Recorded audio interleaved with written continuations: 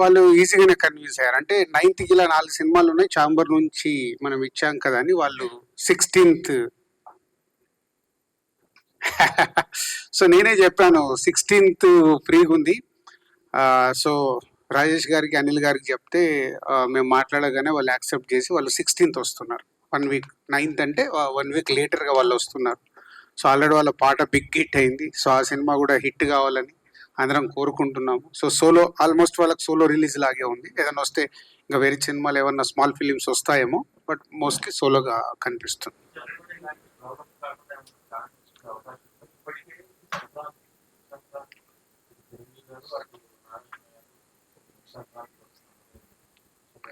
అంటే మనకు ఎప్పుడు అందరం గుర్తుపెట్టుకోవాల్సింది, ఎస్పెషల్లీ మీడియా, సంక్రాంతి అనేది ఖచ్చితంగా వార్ ఉంటుంది. ఎందుకంటే ప్రతి ఒక్కరికి ఆ ఫెస్టివల్కి అందరు సినిమాలు రిలీజ్ చేసుకోవాలనుకుంటారు. కొందరు ఇప్పుడు మన ఈగలకు వాళ్ళు అర్థం చేసుకున్నట్టు కొందరు వెళ్తారు, కొందరు వెళ్ళరు. సో వెళ్ళినప్పుడు ఏంటి, దాంట్లో కూడా చాలా మంది అర్థం చేసుకోవాల్సింది, సంక్రాంతికి వచ్చినప్పుడు ఒక కాంపిటీషన్ ఉంటుంది. కాంపిటీషన్ ఉండడం వల్ల మీరు మీడియా వాళ్ళు ఒక్క సినిమాని 10 సార్లు చెప్తూనే ఉంటారు. ఇవి నిజాలు. ఇది ఫిలిం, ఈ సినిమా ద్వారా సినిమాలు వస్తున్నాయంటే 10 సార్లు ఆ సినిమా గురించి చెప్తే వాళ్ళకు మైలేజ్ వస్తుంది. సో కాంపిటీషన్ ఉన్నప్పుడే ఆ సినిమాలకు మైలేజ్ వస్తుందని సంక్రాంతికి 3-4 సినిమాలు, తెలుగు సినిమాలు రావడం సహజం. ఇది మీ అందరికీ తెలుసు, మాకు తెలుసు.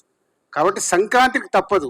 వేరే వారాలలో ఉన్నప్పుడు సాధ్యమైనంత మట్టుకు అందరూ అర్థం చేసుకుంటారు, ప్రొడ్యూసర్స్ అర్థం చేసుకొని సెటిల్ డౌన్ అవుతుంది.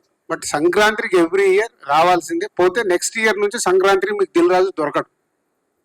ఎందుకంటే నా మీదకి రాకుండా చేసుకోవడానికి 31st TC మీటింగ్లో స్ట్రాంగ్ స్టెప్స్ తీసుకొని ఇండస్ట్రీకి ఉపయోగపడేలాగా చేస్తాం.